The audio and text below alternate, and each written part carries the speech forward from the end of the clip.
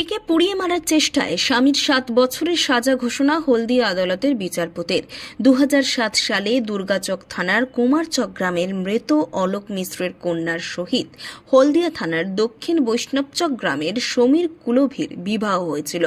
বিবাহের কিছুদিন পরেই অতিরিক্ত পণের দাবিতে সমীর তার স্ত্রীর ওপর শারীরিক ও মানসিক নির্যাতন চালাত। বহুবার সমীর তার স্ত্রীকে মারধর করে বাড়ি থেকে তাড়িয়েও দিয়েছিল।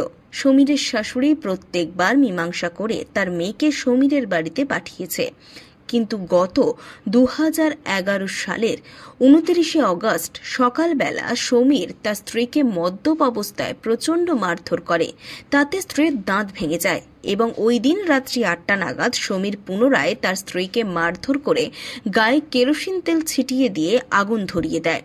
তার স্ত্রীকে প্রাণে মেরে ফেলার জন্য স্থানীয় লোকজন প্রথমে হলদিয়া মহকুমা হাসপাতালে ভর্তি করে। সেখান থেকে পূর্ব মেদিনীপুর জেলা হাসপাতালে সমীরের স্ত্রীকে পাঠানো হয় এবং সমীরের স্ত্রীর শরীর 80% পুড়ে গিয়েছিল। বিবাহিত জীবনে তাদের একটি পুত্র সন্তান রয়েছে। এই ঘটনার পরিপ্রেক্ষিতে হলদিয়া থানায় অভিযোগ দায়ের হয়।